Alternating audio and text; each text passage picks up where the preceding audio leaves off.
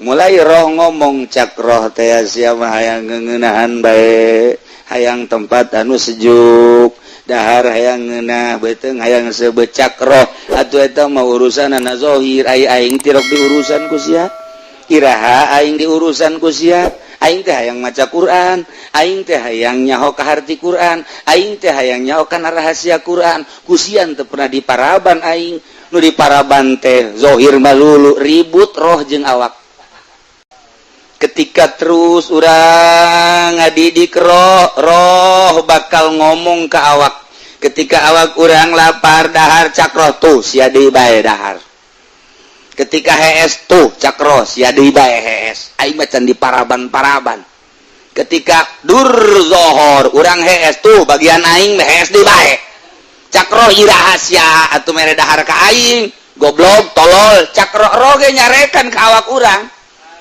nyarekan ka awak urang ketika urang ngaji babarengan reup hees cakroh teh tolol sia deui bae ira deuk beresna tuh geus pugutun tuh sia molor keur ngaji ge hees bae ai deuk ira diparabanana tuh ketika urang maca Quran kakarak menang sayat 2 ayat haji bae sadaqallahu lazim goblok cakroh tolol sia deui bae asal kajen kumaha ge coba ta sadaqallah naon ge bener bae ngopi tuh kan cakroh teh ya tuh sia deui bae ai ira diparabanana roh marah antap cakroh kayak di akhirat sia yang dibeulem sia Allahumma ya qadiyal hajat Allahumma ya qadi nyaritakeun sifat bareng urang mah hese sebab ieu mah lain kudu dibicarakeun tapi ieu mah kudu dirasakeun okos urang boga kabogoh eta kabogoh nempel di hate urang jadi aya bae teh di hate teu daek poho-poho kacipta ku urang biwirna irung hunung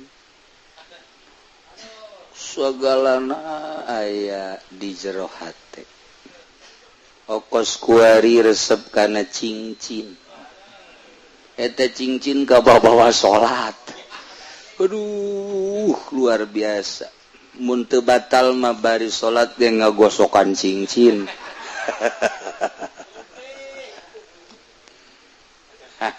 eta lah jadi terlepas tina masalah cinta heula ketika jelema ieu boga rasa cinta bakal poho sagala-gala mantak aya bahasa cinta adalah buta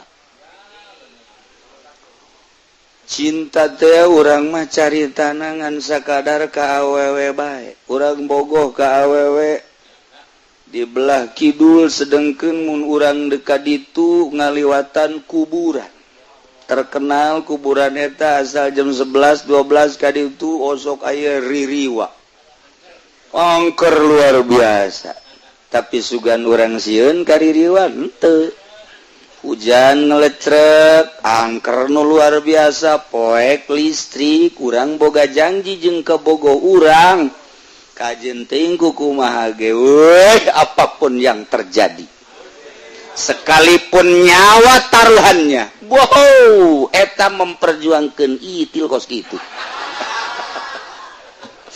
aduh Gusti ya Allah eta cerita cinta kuari jelema memperjuangkeun dagang karena manehanana nu ditingali teh keuntungan dina perdagangan nyana aya perjanjian nupi untungin walaupun kudu nyebrang gunung nyebrang lautan make udara dan lain sebagainya dilakonan bae teu saeutik nu kudu transaksi di Singapura teu saeutik nu kudu transaksi di Amerika teu saeutik nu kudu transaksi di Belanda demi keuntungan pokokna mah wajin teuing kadengikeun layan ngubrus malulu tetep bae kumaha engke bae cinta dunia seperti itu.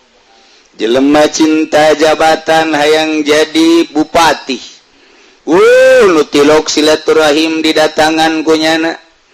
Nyana lolondokan ka dieu kudu make pakaian ieu, ka dieu kudu make pakaian ieu. Terus bae ternyata tina nyana lolondokan jadi bunglon beneran. Iyalah akibat cinta, perlu dibere, perlu disanjung. Terus ieu sebuah cinta. Lamun urang geus cinta ka Gusti Allah, kajian kukumaha ge dibelaan bae. Urang resep jasa berjamaah kebenaran poek listrik di samping eta hujan raja ngaririncik lantaran urang geus kagambar ganjaran 27. Pokoknya tidak mau tahu, berangkat baik ke masjid sekalipun tipaleset. Iyalah karena cinta Gusti Allah melalui sholat berjamaah. Masya Allah, ku cinta mah beak-beak. Karena ia dididik soal urusan batin nyana geus dibere ala kadar celah-celah karasa kunyana tenangna. Padahal tenang mah lain pinis. Padahal karomah mah lain tujuanna mah lain tenang lain karomah. Hiji Allah ngan awalna dibere satu ketenangan sakinah. Di dialah manehanana berani mentang mata batur sare nyana hudang, batur sebeh nyana lapar, batur gagayaan nyana cumplang campling. Naon ieu masalahna? Cinta Allah. Geus teu maelu kajen kukumaha ge. Dinasehatan ku sasage euy sia kunaon eedanan seuri bae. Sia kunaon atuh ieu bangona walah wae seuri bae. Sia kunaon atuh beda ti sasari seuri bae. Sebab naon? Sebab aya satu kenikmatan nu batur teu jauheun nu hese dijabarkeunana. Percis kos jelema mimiti kawin jeung nu geulis dipegateun kawin deui jeung nu geulis pegateun deui kawin deui jeung nu moal pohara jasa dipegateun deui celek kawin jeung nu jore. Masya Allah tetep bae adem ayem. Kabeh ngomong sia kunaon ieu pamajikan kahiji kadua katilu kaopat ganulis dipegat-pegateun ari ieu sia mani terus baik. Ada satu kenikmatan. Aduh, hiji telok marah, kedua ngusapanana pohara, belakna ka aing luar biasa. Ngagairahkeunana jeung nganasehateunana. Ya, pokokna mah soal rupa mah kos kitu. Pokoknya jangan dilihat rupanya tapi isine widih. Ya rupane ora pira. Waduh, tapi apem me, waduh. Siapa ka apem bayaran. Pugu bararasi ta apem. Nah, iyalah cinta. Urang lamun berbicara cinta kos gitulah. Kuari jelema mencintai cincin. Udang tipeting batur matahajud kunaon ngagosokan cincin. Eta kaman lamun disoting ku urang meureunana diungar lembur bloon biasa ngagosokan cincin tengah peuting ku goblok-goblok deui mun pake maca Quran atuh tapi tetep bae cinta cincin. Masya Allah disorot deui. Oh pohara di luhur disorot dihandap disorot padahal kitu-kitu kene boloon budak dibebenjokeun ku nu leuleumpangan di rod cincin. Digulak digelik digulak digilak digulak di wow cek geus aya seteran. Ya cerita cinta, cinta wanita, cinta dunia, cinta cincin, cinta kendaraan, cinta jabatan, bebeakan. Kitu kene cinta Allah mesti loba nu dikorbankeun. Nah, ieu mah kan ngaji rasa.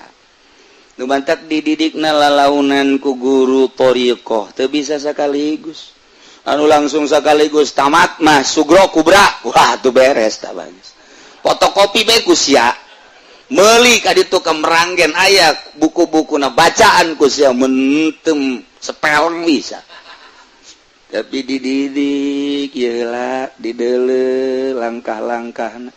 Didele kekepesanana terhadap dunia, dididik dicarekan, tingkatkan ieu kieu kadele mun cara lang-layangan manggis bisa dipaen ke kuno main ke nana lantaran ieu lang-layangan berat ka buntut teu daek naik kurang buntut di buntutan berat sabelah ngigir bae berat kabelah dia ngigir bae diopenan talang layangan teh buntutan abeh naik buntutan oh ieu teh miring bae belah dia kurang diraut deui supaya ngeunah henteng paenkeun ka dieu paenkeun ka ditu nurut ya guru terhadap murid seperti gitu.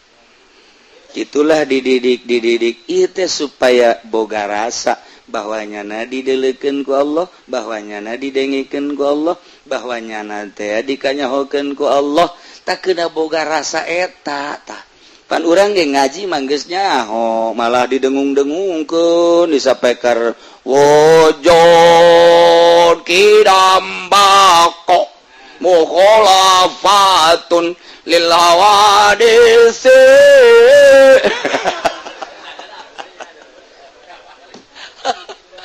Aduh, masya Allah. Tapi kalakuan anak kos tengah ngerti karena wujud kira mbak aja. Wayang ngeridit baik. Wayang main bola di TV terus baik. Hei, ai isya kaunuhu aliman samian basirona mana? Ai dina bahasa peker mah pohara jasa. Di berjamaah gun kunyano. Ceramah bisaan jasa. Saudara-saudara sekalian. MZ mah eleh. Nu mata eleh geus paeh kan MZ na. Tapi kalakuan kos adu teu ngarti lawan tak teu boga rasa ieu mah dek dididik rasa supaya ngeunah anu luar biasa maca Quran teh nikmat zikir teh ngeunah maca sholawat teh nikmat ngeunaheun tafakur teh geunaheun sakumaha tadi urang salat Allahu Akbar kemudian ayat tah kuari reungit urang lamun teu ngarti bahwa urang kerjeng Allah eleh kuda mah sesepak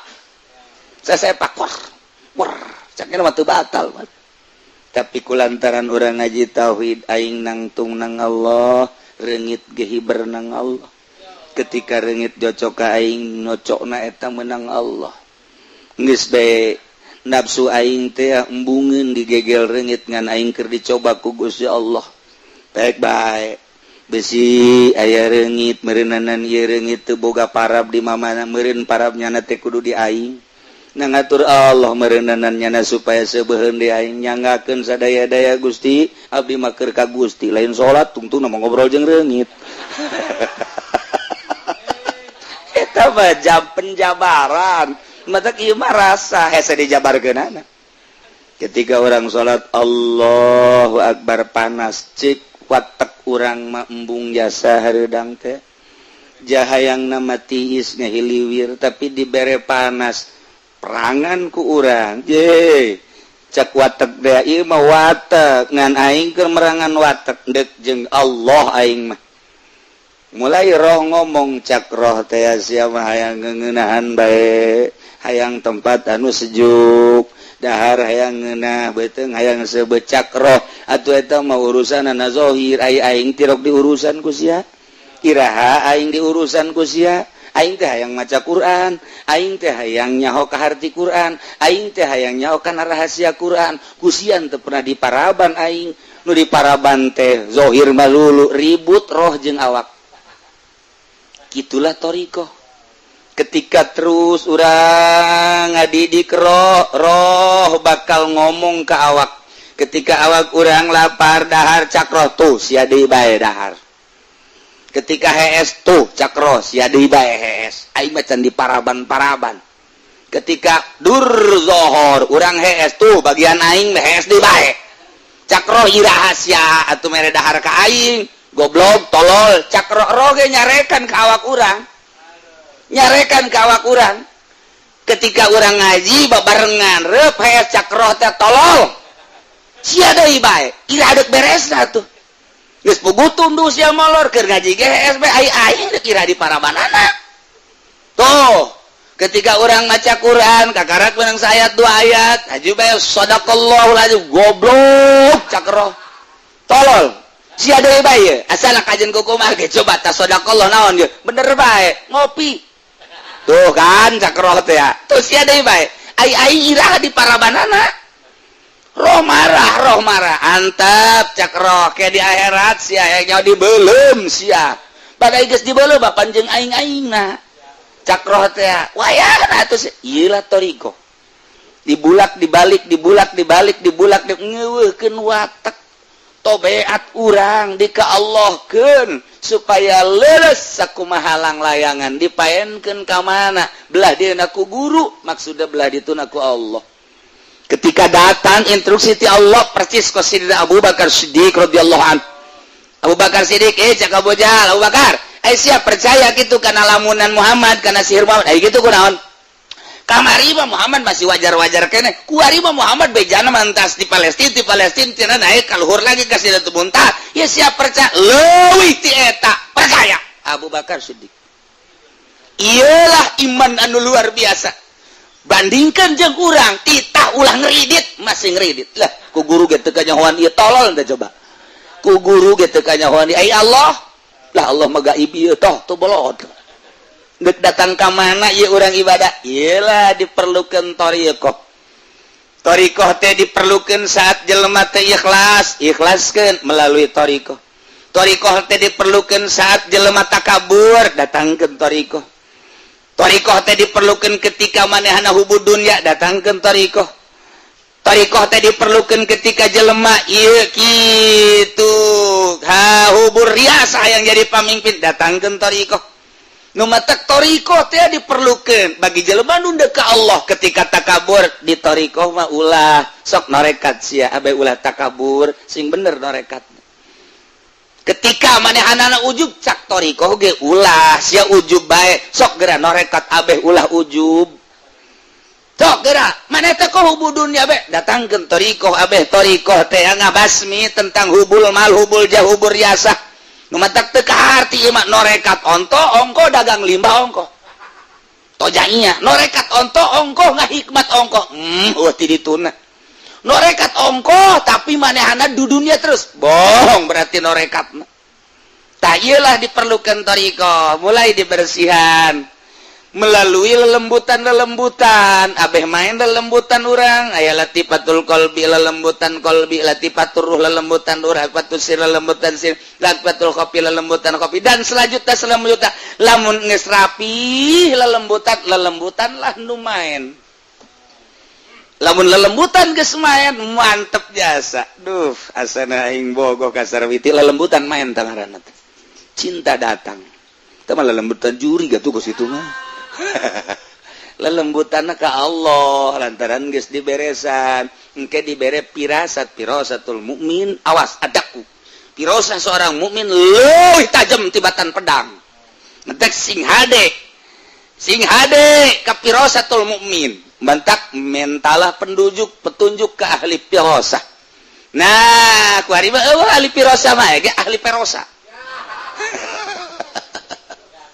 nah mulai kuari dididik lalaunan perlu puasa perlu henteu nu penting mah eta we kurang zikir tafakur muraqabah di saat-saat anu ditentukeun ku guru kemudian atuh zikirna don khidmah dan lain sebagainya mulai kuari rada beda ngeunaheun sih dibere ku Allah eta teh geus rahasia hese nyaritakeunana kok rain deui sih rada muringkak bulu asal zikir bae muringkak bulu buah aya juri henteu muringkak buluna lain ieu mah sabulu-bulu kumaha diberena bae ku Allah ku hari asa aya bae teh Allah di dieu teh neng asa bareng bae jeung Allah mulai tah dengan sendirina ulah boga kahayang bareng jeung Allah tapi engke ketika dibere ngarasakeun sorangan urang mah ibadah bae ulah hayang babarengan jeung Allah mun hayang bakar kahayal ai hayalan mah tuh lain rasa tah mah hayalan ngaran ibadah sesuai jeung aturanana kieu lah dibere jeung henteu urusan Allah nah ku hari kaget jelema lamun ibadah bae terus mulai kok aya kos kieuan dibere kaget ku Allah dibere kok aya kos kieu penasarannya timbullah penasaran di mana datangna teu nyaho kadang-kadang ku puasa ku zikir mah teu datang kos kitu ku naon ku digawe di guru jadi boga rasa ku ngurutan guru dan lain sebagainya rahasia Allah sebab diberena ketika dinolkeun ulah ayana naon ulah hayangna naon naon di jero hate maksud urang Allah geus maha uninga aing leuwih nyaho ka maksud sia dibere tet mahal mulailah didinya berbeda jeung batur embung bakalna jeung jelema teh dibere embung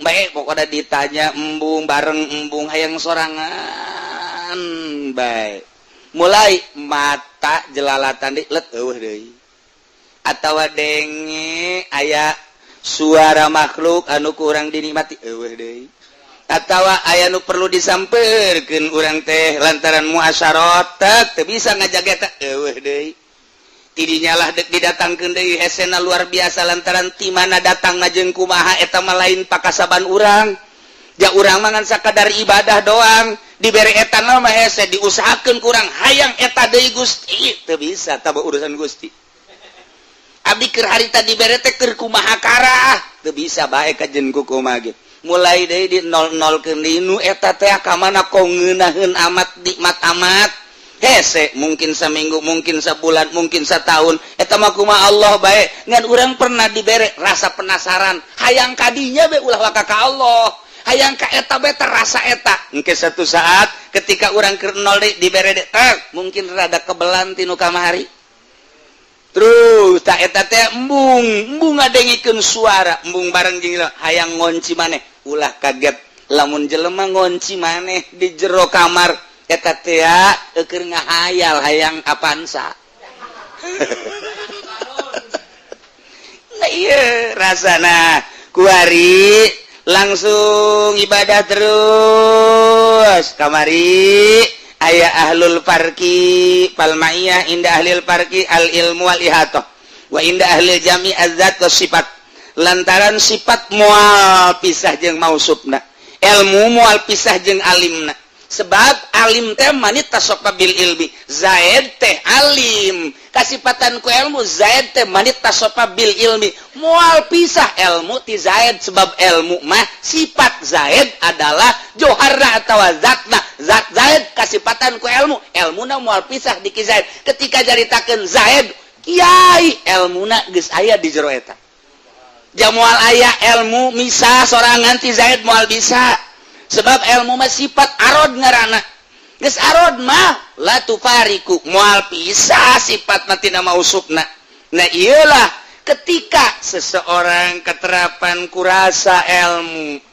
ilmu Allah nyorot apan eta ilmu Allah teh meureun moal pisah jeung Allahna kuari urang boga rasa kadeuleu kanyahoan ku Allah aing ye cek Allah sia di gunung aing aya sia di leuweung aing aya sia di laut aing aya sia di kota aing aya sia di luhur gunung aing nyaho sia di leuweung aing nyaho sia di laut aing nyaho sia di kota aing nyaho sia di lembur aing nyaho peuting aing nyaho beurang aing nyaho dinu loba jelema aing nyaho dinu sorangan aing nyaho berarti urang kanyahoan bae ku Allah ilmu Allah teh ngalimpudan urang nah urang teh asa ngojai di ilmu Allah sedengkeun ilmu teh moal pisah tina zatna kuari ilmu Allah atuh moal pisah ti Allah na ja alim teh ilmu moal pisah ti alimna berarti atuh urang teh keur babarengan dina ilmu Allah rasa urang babarengan jeung Allah berarti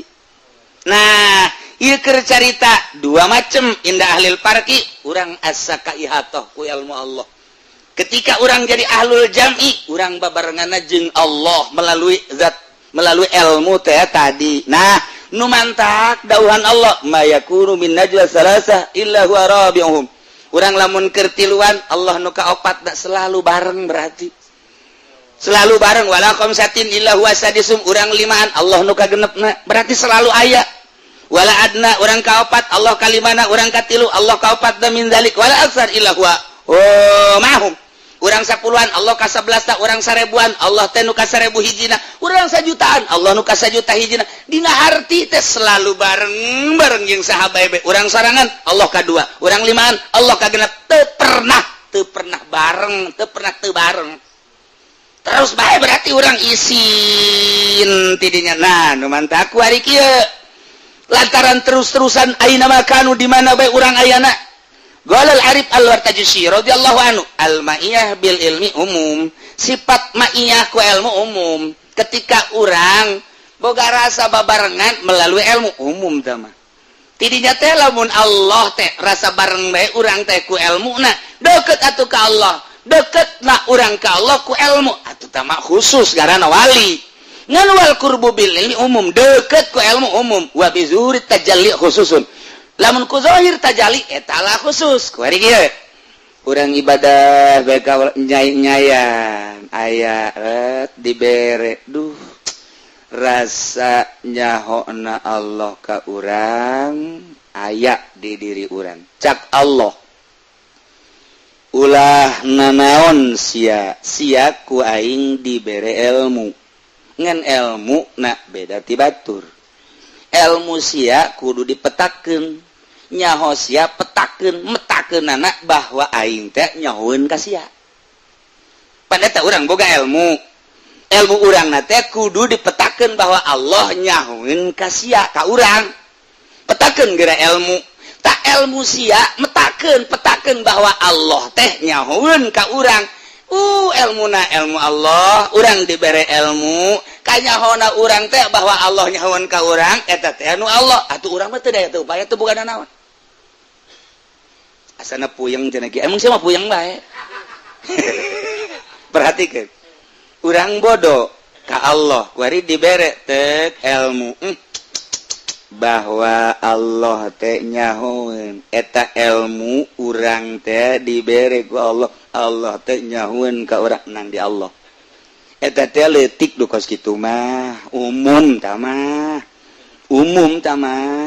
ku ari kieu aing mere ilmu ka sia mere nyaho bahwa Allah teh nyahoeun ka sia beuki luhur tuh. Tadi maka karak ke aing mere ilmu ka sia geus. Kuari urang boga rasa ku ilmu urang bahwa Allah teh nyahoeun. Dibere kuari ku Allah ditambahan ilmu sia teh petakeun bahwa Allah teh nyahoeun ka sia. Pan eta kudu bake ilmu. Tah eta ilmu nu eta ge tu nu kahiji nu kadua enang ti Allah. Tah eta bae lain dihayal ku rasa. Kuari ku kos kitu doang mah tak ku kuari kus kitu doang mah eta mah umum asal urang ngaji tauhid kebal aya ner-neran tapi wa bizuhuri tajalli khususun ketika terus bae ilmu urang teh nganyahokeun bahwa Allah teh nyahona Allah ka urang teh maka ilmu na bahwa Allah nyaho ka urang teh eta menang ti Allah geus urang teh leupas tina ilmu henteu di aku ilmu eta teh danu Allah setit catungtung ilmu eta di aku eta teh hijab pengakuan urang antara urang jeung Allah moal zahir Allah lepaskeun geura ieu urang dibere ilmu ku Allah ilmu eta teh jangan nyahokeun bahwa Allah teh nyahoeun ka urang ta eta ilmu eta teh nu Allah ketika eta ilmu di aku eta hijab ka Allah moal aya tajalli ka jadi gau sebab di aku satungtung urang ngaku berarti eta halang. Nu mantak lamun aya kiai tah mah budak so amat sia nyaho alpiah ge panti aing kiai jauh ke Allah sia geus so amat pan sia nyaho Johar Makmun nyaho mantek teh ngaji ti saye guruna ye sia nyaho kalip bengkok teh ti aing di aku kumanehanana hijab jauh jasa jeung Allah kana jangan jadi kiai sia bisa baca Fathul Muin ingat menang di saha ieu guru sia ieu bere berkat atuh aing hormat atuh kusiapan aing teh guru sia tidak bisa maca Fathul Muin jadi bisa gara-gara aing tah eta teh ilmu ti aing eta lah hijab antara dirina jeung Allah pikir bakos kitu bae nu mentak lamun jelema teu norekat wow make di radio di televisi di orbitkeun hadirilah pengajian kilatan di pondok pesantren Asupendia. Orang di jero ada dagang karung. Nah eta teh kos kitu teh bagus cek ahli tarekat teh sebab aya sebuah pengakuan jauh ka Gusti Allah sanajan cek syariat masalah untuk syiar ngan di akhirat jauh nyawa jadi boga ganjarannya henteu hadirilah pengajian Alfiyah Fathul Muin dan lain sebagainya bulan puasa sampai tanggal 20 dengan uang mitah 5 juta kata Pak Kiai dagang ilmu syiar dikaradiokeun dikatelevisikan di selembaran dan lain sebagainya salah henteu demi syiar cak ahli thariqah salah moal meunang ganjaran sebab aya sebuah pengakuan hijab antara dirina jeung Allah. Tuh, banyak berbagai tingkatan-tingkatan. Nah, kuari marasa ya we Allah teng melalui ilmu ti kelekep ti ilmu Allah. Ya aing benta dibentakeun ku Allah nyaweun, aing peureum dipereumkeun ku Allah nyaweun, aing udang diudangkeun ku berarti Allah nyaweun. Aduh, aing teh ti kelekep dina ilmu Allah persis sakumaha urang kitu di laut. Urang silem di laut. Kaharep ka tukang kagigir kabeh cai laut kaluhur ka handap cai laut ieu ge urang ti kelekep dina ilmu Allah kaharep ka tukang kagigir kaluhur ka handap ilmu Allah ti kelekep dina ilmu Allah ambalayah keneh tah nu geus kitu mah loba keneh ya Allah eta ge geus hese jasa sih ulah nganggap ngambalayah ulah ieu keur carita nu ka Allah loba tah nu kitu mah menteknya nama beuki sieun bae ka Allah titita ngredit ngebiri gidig tita asup ka Golkar embung sakumaha deuk ka seuneu sieun ka Allah sieun nu geus kitu diajak ka pendopo bae ge embung sia bae embung aing mah pokona nu penting mah usia masuk kitu bae aing datang embung ka pendopo tapi berkatna mah tetep kiriman jiblon mah jelema nah ieu geus beuki apik beuki sieun kunaon eta rasa dikajahokeun ka Allah beusi salah ambalayah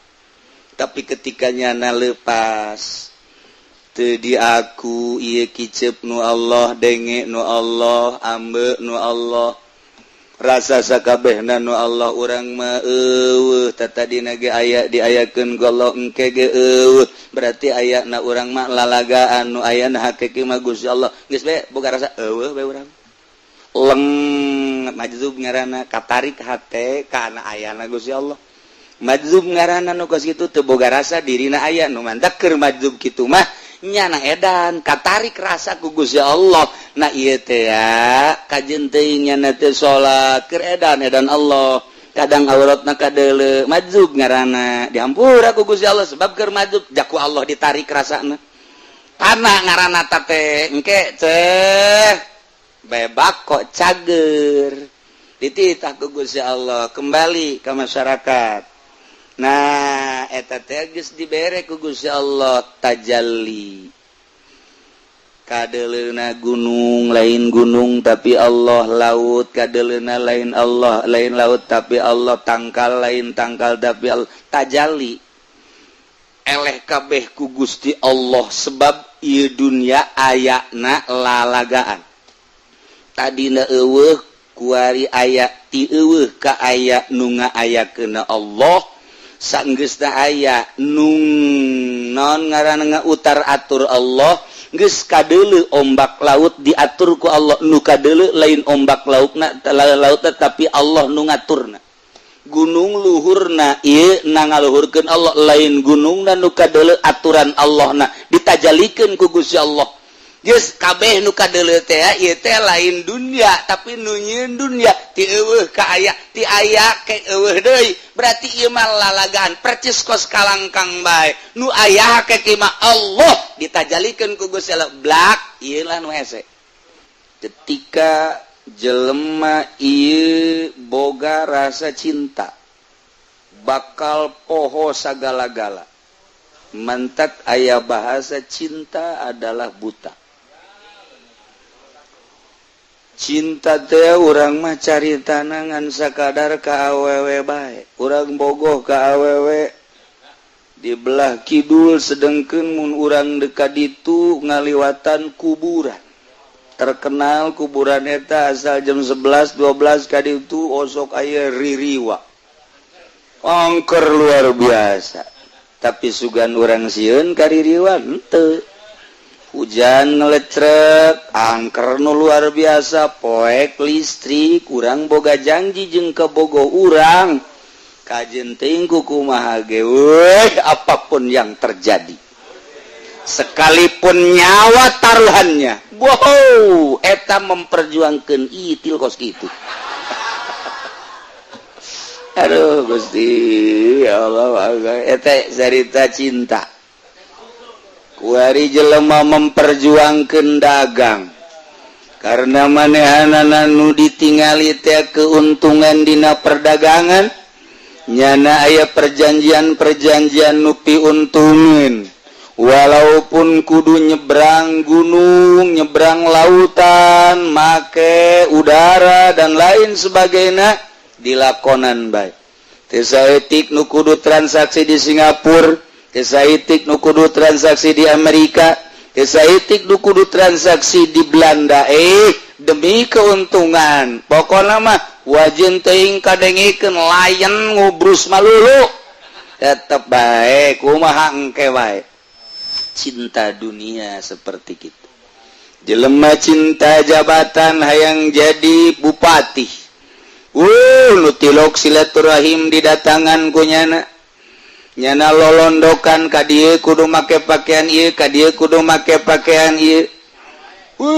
terus baik ternyata tina nyana lolondokan jadi bunglon beneran iyalah akibat cinta perlu dibere perlu disanjung terus iya sebuah cinta lamun urang geus cinta ka Gusti Allah kajian kumaha ge dibelaan bae urang resep jasa berjamaah kebeneran poek listrik di samping eta hujan raja ngaririncik lantaran urang geus kagambar ganjaran 27 pokona tidak mau tahu berangkat bae ka masjid sekalipun tipaleset iyalah karena cinta Gusti Allah melalui salat berjamaah Masya Allah ku cinta mah beak-beak kabeh karena ia dididik soal urusan batin nyana geus dibere ala kadar celah-celah karasa kunyana tenang padahal tenang mah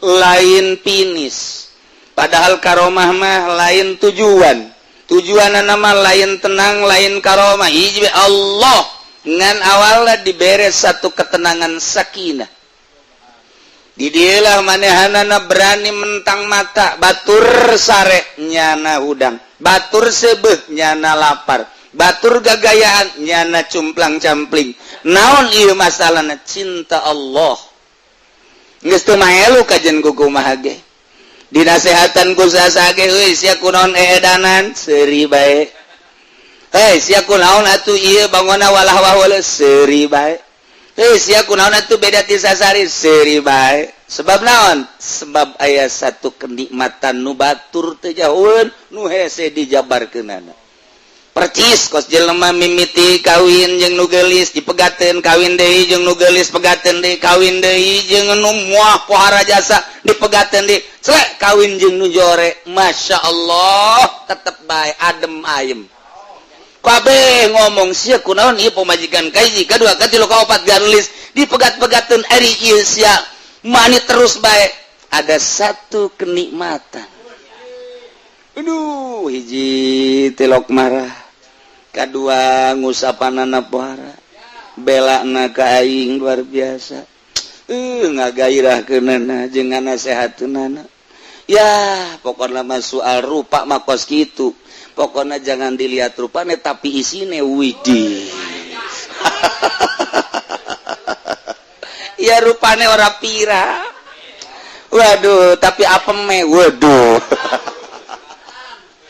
siapa ka apem bayaran pugu bararasi ta apem nah iyalah cinta urang lamun berbicara cinta kos gitulah kuari jelema mencintai cincin udang tipeting batur mata tahajud kunaon ngagosokan cincin eta kaman lamun disoting ku urang meureunana diunggar lembur bloon biasa ngagosokan cincin tengah peting ku goblok-goblok deui mun pake maca Quran atuh tapi tetep bae cinta cincin Masya Allah disorot deui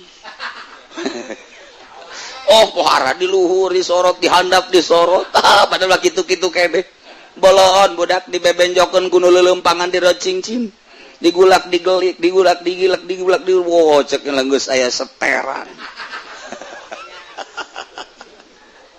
ya cerita cinta cinta wanita cinta dunia cinta cincin cinta kendaraan cinta jabatan bebeakan kitu kene cinta Allah mesti loba nu dikorbankeun. Nah, ieu mah kan ngaji rasa. Nu bantak dididikna lalaunan ku guru thariqah teu bisa sakaligus. Anu langsung sakaligus tamat mah sugro kubra. Wah, tuh beres tah bagus. Fotokopi bae ku sia. Meuli ka ditu kemeranggen aya buku-bukuna bacaan ku sia mentem sepeleng bisa. Tapi dididik yeula didele langkah-langkahna didele kekepesanana terhadap dunia dididik dicarekan tingkatkeun ieu kieu kadele mun cara langlayangan mah geus bisa dipaenkeun kudu maenkeunana lantaran ieu langlayangan berat ka buntut teu daek naik kurang buntut dibuntutan berat sabelah ngigir bae berat kabelah dia ngigir bae diopenan talang layangan teh buntutan abeh naik buntutan oh ieu teh miring bae belah dia kurang diraut deui supaya ngeunah henteng paenkeun ka dieu nurut ya guru terhadap murid seperti kitu. Itulah dididik itu supaya boga rasa bahwanyana didelekeun ku Allah, bahwanyana didengikeun ku Allah, bahwanyana teh dikanyahokeun ku Allah, tak kena boga rasa eta tah. Pan urang ge ngaji mah geus nyaho, malah didengung-dengungkeun disapekar wujud kidambako mukhalafatun lil hawadis.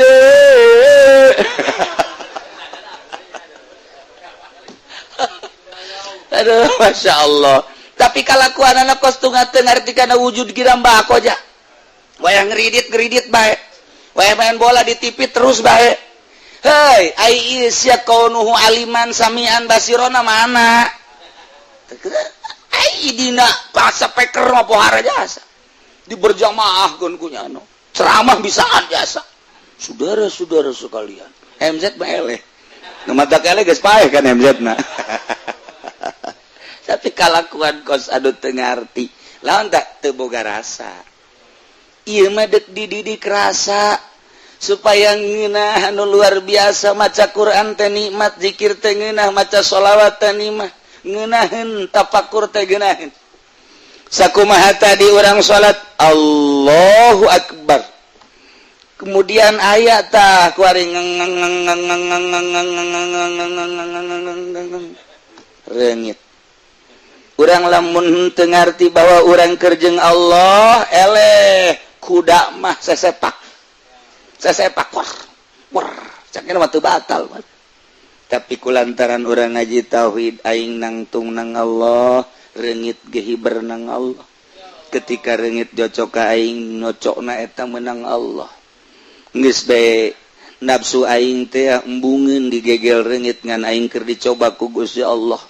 Baik-baik besi aya reungit meureunanan ieu reungit teu boga parab di mamana meureun parabnyana teh kudu di aing. Nangatur Allah meureunanan nyana supaya sebeuheun di aing nyanggakeun sadaya-daya Gusti abdi mah keur ka Gusti lain salat tungtungna mah ngobrol jeung reungit. Eta mah jam penjabaran. Matak ieu mah rasa hese dijabarkeunana. Ketika orang salat Allahu Akbar panas cik watak urang mah embung jasa hareudang teh jahayangna mah tiis ngahiliwir tapi dibere panas perangan ku urang ye cak watak da ieu mah watak ngan aing keur merangan watak deuk jeung Allah aing mah mulai roh ngomong cak roh teh sia mah hayang ngeunahan bae hayang tempat anu sejuk dahar hayang ngeunah beuteung hayang sebecak roh atuh eta mah urusanna zahir ai aing tirok diurusan ku sia Iraha aing di urusan kusia, aing teh hayang maca Quran, aing teh hayang nyaho ka harti Quran, aing teh hayang nyaho kana rahasia Quran. Kusian teu pernah diparaban aing, nu diparaban teh zahir malulu ribut roh jeung awak. Kitulah thariqah. Ketika terus urang ngadidik roh bakal ngomong ke awak. Ketika awak urang lapar dahar cakroh tuh sia deui bae dahar. Ketika hees tuh cakroh sia deui bae hees. Aing mah can diparaban-paraban. Ketika dur zohor urang hees tuh bagian aing hees deui bae. Cakroh iraha sia atuh mere dahar ka aing. Goblok tolol cakroh roge nyarekan ka awak urang. Nyarekan ka awak urang. Ketika urang ngaji babarengan reup hees cakroh teh tolol. Sia deui bae. Ira deuk beresna tuh. Geus pugutun tuh sia molor keur ngaji ge SB ai kira di parabanana. Tuh, ketika orang maca Quran kakarak menang ayat 2 ayat, aju bae sadaqallahul azim goblok cakro. Tolol. Sia deui bae asal kajen kukumah ge coba ta sadaqallah naon ge. Bener bae, ngopi. Tuh kan cakro teh ya. Tuh sia deui bae. Ai irah di parabanana. Roh marah antap cakroh kayak di akhirat sia yang dibelem sia badai geus dibelem panjang aing-aingna cakroh teh wayahna atuh ieu lah thariqah dibulak dibalik ngeuweuhkeun watak tobeat urang di ka Allahkeun supaya leres sakumaha layangan dipaenkeun ka mana belah dieuna ku guru maksudna belah dituna ku Allah. Ketika datang instruksi ti Allah persis ke Sayyidina Abu Bakar Siddiq radhiyallahu anhu. Abu Bakar Siddiq cak Abu Jahal, Abu Bakar, siap percaya gitu kana lamunan Muhammad kana sihir Muhammad. Gitu kunaon? Kamari mah Muhammad masih wajar-wajar kene. Kuari mah Muhammad bejana mantas di Palestina tina naik kaluhur lagi ka Sidratul Muntaha. Ya siap percaya leuwih ti eta, percaya. Abu Bakar Siddiq. Iyalah iman anu luar biasa.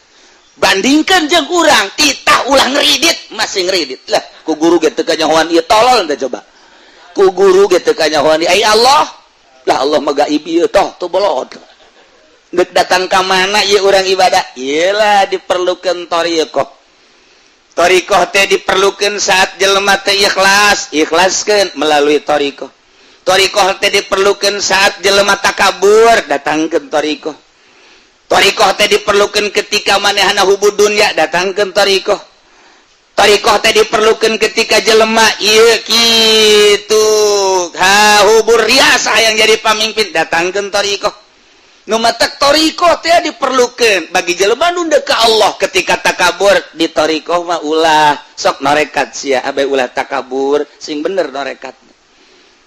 Ketika manehanana ujub cak thariqah ge ulah sia ujub bae sok geura norekat abeh ulah ujub sok geura maneh teh ko hubul dunya bae datangkeun thariqah abeh thariqah teh ngabasmi tentang hubul mal hubul jah hubur riasah nu matak teu kaharti ieu mah norekat onto ongko dagang limbah ongko tojainya norekat onto ongko ngahikmat ongko ti dituna norekat ongko tapi manehana du dunia terus bohong berarti norekat tak iyalah diperlukan thariqah mulai dibersihan melalui lelembutan abeh main lelembutan urang aya latifatul qalbi lelembutan qalbi latifatur ruh lelembutan ruh latifatul sir lelembutan sir latifatul qafi lelembutan qafi dan selanjutnya lamun geus rapi lelembutan lah nu main. Lamun lelembutan geus main mantep jasa. Duh, asana aing bogoh ka Sarwiti lelembutan main tangaranna teh. Cinta datang. Teh mah lelembutan juri gatuh geus kitu mah. Lelembutanna ka Allah lantaran geus diberesan. Engke dibere firasatul mukmin. Awas adaku. Firasah seorang mukmin leuwih tajam tibatan pedang. Ngetek sing hade ka firasatul mukmin. Mantak mentalah petunjuk ke ahli firasah. Nah, kuari mah ahli firasah mah ge ahli firasah. Nah, mulai kuari dididik lalaunan perlu puasa perlu henteu penting mah eta we kurang zikir tafakur muraqabah di saat-saat anu ditentukeun ku guru kemudian atuh zikirna don khidmah dan lain sebagainya mulai ku hari ko rada beda ngeunaheun sih dibere ku Allah eta teh geus rahasia hese nyaritakeunana kok lain deui sih rada muringkak bulu asal zikir be muringkak bulu buah aya jurig henteu muringkak bulu na lain ieu mah sabulu-bulu kumaha diberena bae ku Allah ku hari asa aya bae teh Allah di dieu teh asa bareng bae jeung Allah mulai tah dengan sendirina ulah boga kahayang bareng jeung Allah tapi engke ketika dibere ngarasakeun sorangan urang mah ibadah bae ulah hayang babarengan jeung Allah mun hayang bakar kahayal ai hayalan mah tuh lain rasa tah mah hayalan ngaran ibadah sesuai jeung aturanana kieu lah dibere jeung henteu urusan Allah. Nah ku hari kaget jelema lamun ibadah bae terus mulai kok aya kos kieuan dibere kaget ku Allah dibere kok aya kos kieu penasaran nya timbullah penasaran ti mana datangna teu nyaho. Kadang-kadang ku puasa ku zikir mah teu datang kos kitu kunaon ku digawe di guru jadi boga rasa ku ngurutan guru dan lain sebagainya rahasia Allah sebab diberena ketika dinolkeun ulah ayana naon ulah hayangna naon naon di jero hate maksud urang Allah geus maha uninga aing leuwih nyaho ka maksud sia dibere tet mahal mulailah didinya berbeda jeung batur embung bakalna jeung jelema teh dibere embung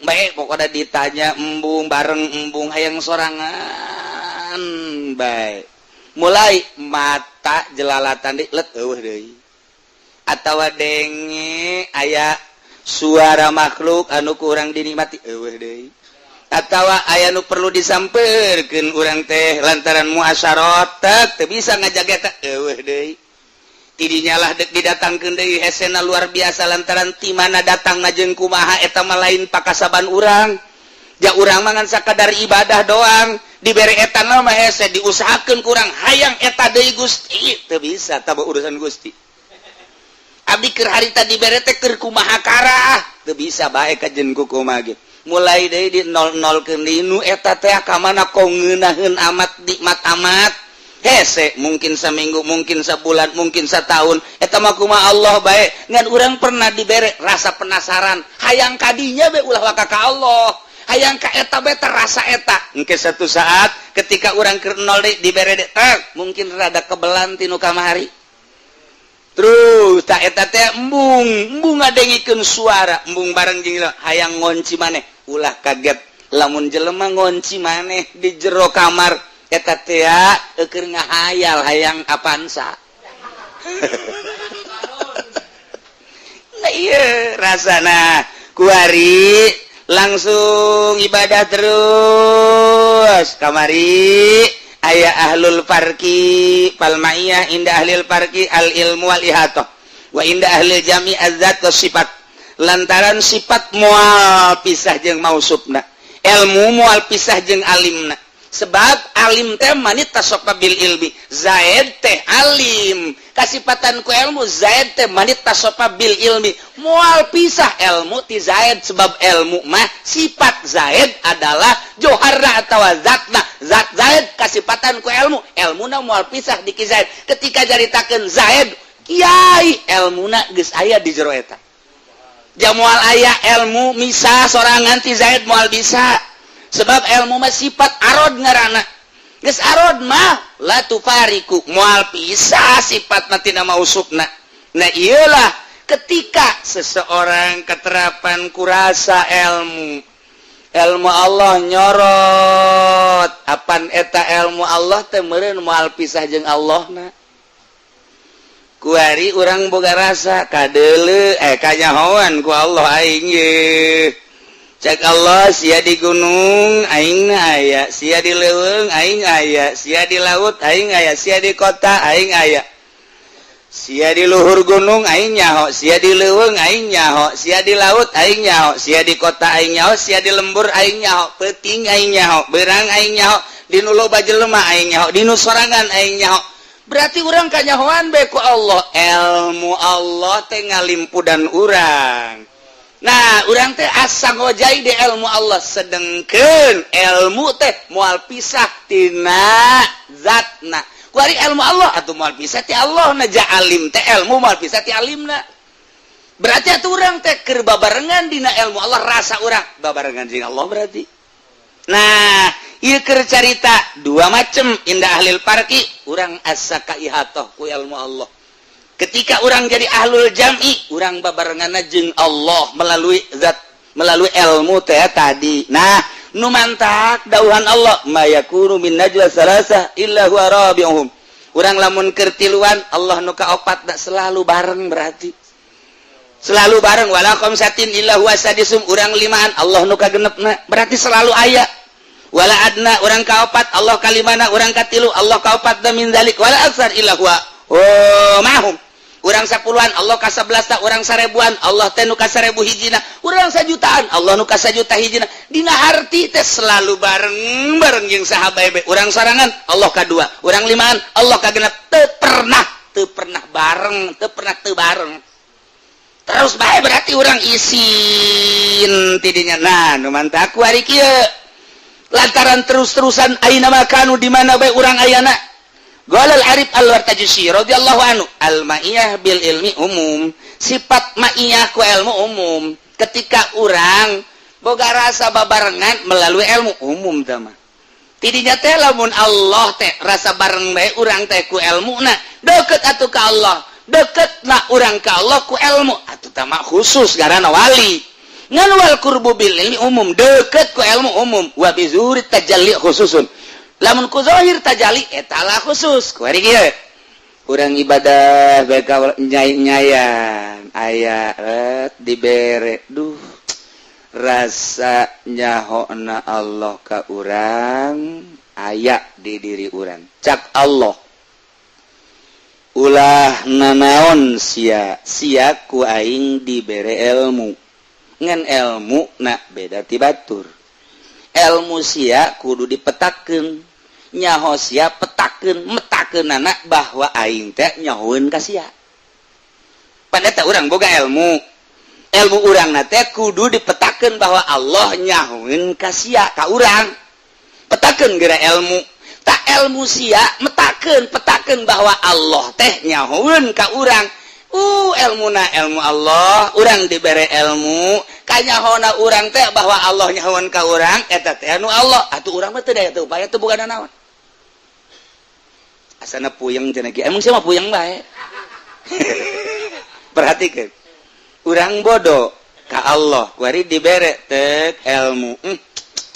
Bahwa Allah teh nyahoeun eta ilmu urang teh dibere ku Allah. Allah teh nyahoeun ka urang nang di Allah. Eta teh leutik duh kos kitu mah umum tah mah. Umum tah mah. Kuari kieu aing mere ilmu ka sia, mere nyaho bahwa Allah teh nyahoeun ka sia. Beuki luhur tuh. Tadi maka karak ke aing mere ilmu ka sia, guys. Kuari urang boga rasa ku ilmu urang bahwa Allah teh nyahoeun. Dibere kuari ku Allah ditambahan ilmu sia teh petakeun bahwa Allah teh nyahoeun ka sia. Pan eta kudu bake ilmu. Ta eta ilmu nu eta ge tu nu kahiji nu kadua nang ti Allah. Tah eta belai dihayal ku rasa. Kuari ku kos kitu doang mah tak ku kuari kus kitu doang mah eta mah umum asal urang ngaji tauhid kebal aya ner-neran.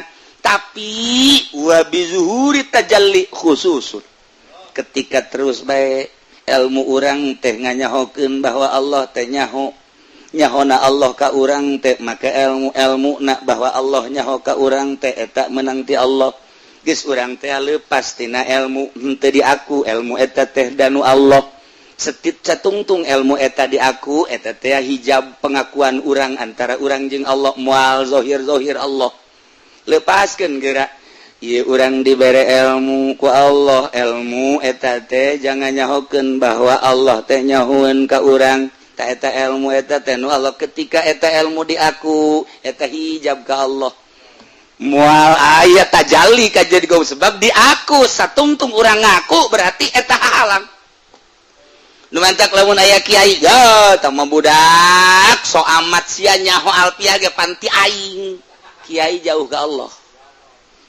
sia geus so amat pan sia nyaho Johar Makmun nyaho mantek teh ngaji ti saye guruna ye sia nyaho kalip bengkok teh ti aing di aku kumanehanana hijab jauh jasa jeung Allah kana jan nyana jadi kiai sia bisa baca Fathul Muin ingat menang di saha iya guru sia ieu bere berkat atuh aing hormat atuh kusiapan aing teh guru sia tidak bisa maca Fathul Muin jadi bisa gara-gara aing eta teh ilmu ti aing eta lah hijab antara dirina jeung Allah pikir bagus kitu bae nu mentak lamun jelema teu norekat wow make di radio di televisi di orbitkeun hadirilah pengajian kilatan di pondok pesantren Asupendia. Orang di jero dagang karung. Nah eta teh kos kitu teh bagus cek ahli tarekat teh sebab aya sebuah pengakuan. Jauh ka Gusti Allah. Sanajan cek syariat masalah untuk syiar. Ngan di akhirat jauh nyawa jadi boga ganjarannya henteu. Hadirilah pengajian Alpiyah, Fathul Muin dan lain sebagainya bulan puasa sampai tanggal 20 dengan uang miftah 5 juta. Kata Pak Kiai dagang ilmu syiar dikaradiokeun, dikatelevisikeun, di selembaran dan lain sebagainya. Salah henteu demi syiar cak ahli thariqah salah moal meunang ganjaran sebab aya sebuah pengakuan hijab antara dirina jeung Allah. Tuh, berbagai tingkatan-tingkatan. Nah, kuari marasa ya we Allah teng melalui ilmu ti kelekep ti ilmu Allah. Ya aing benta dibentakeun ku Allah nyahoeun, aing peureum dipeureumkeun ku Allah nyahoeun, aing udang diudangkeun ku berarti Allah nyahoeun. Aduh, aing teh ti kelekep dina ilmu Allah persis sakumaha urang kitu di laut. Urang silem di laut. Kaharep ka tukang kagigir kabeh cai laut kaluhur ka handap cai laut ieu ge urang ti kalekep dina ilmu Allah kaharep ka tukang kagigir kaluhur ka handap ilmu Allah ti kalekep dina ilmu Allah ambalayah keneh tah nu geus kitu loba keneh ya Allah eta ge geus hese jasa sih ulah nganggap ngambalayah ulah ieu keur carita nu ka Allah loba tah nu kitu mah menteknya nama beuki sieun bae ka Allah titita ngredit ngebiri gidig tita asup ka Golkar embung sakumaha deuk ka seuneu sieun ka Allah sieun nu geus kitu diajak ka pendopo bae embung sia bae embung aing mah pokona nu penting mah usia masuk kitu bae aing datang embung ka pendopo teh berkatna mah tetep kiriman jiblon mah jelema nah ieu geus beuki apik beuki sieun kunaon eta rasa dikajahokeun ka Allah beusi salah ambalayah tapi ketika nyana lepas teu aku ieu kicep nu Allah denge nu Allah ambe nu Allah rasa sakabehna nu Allah urang mah eueuh tatadina ge aya diayakeun ku Allah engke ge eueuh berarti ayana urang mah lalagaan nu ayana hakiki mah Gusti Allah geus bae boga rasa eueuh bae urang leng majzub ngaranna katarik hate kana ayana Gusti Allah majzub ngaranna nu geus kitu teu boga rasa dirina aya nu mantak keur majzub kitu mah nyana edan katarik rasa ku Gusti Allah na ieu teh ya kajeun teuing nyana teu salat keur edan Allah kadang auratna kadeuleu majzub ngaranna dihampura ku Gusti Allah sebab keur majzub jaku Allah ditarik rasana kana ngaranna teh engke teh bebak kok cager dititah ku Gusti Allah kembali ke masyarakat.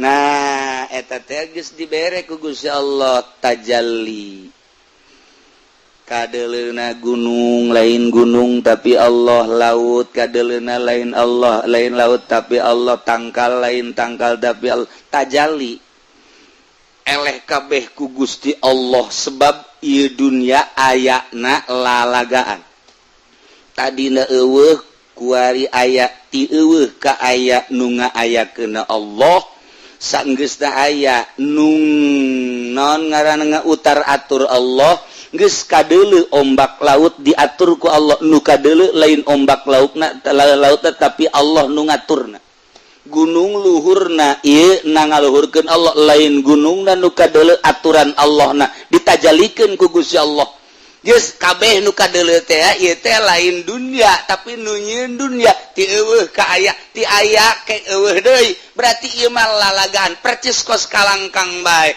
nu aya ke mah Allah ditajallikeun ku Gusti Allah blak ieu lah nu hese ialah pangkat kutubul aulia wa tajalli khususun wa dzalika wallahu a'lam bissawab.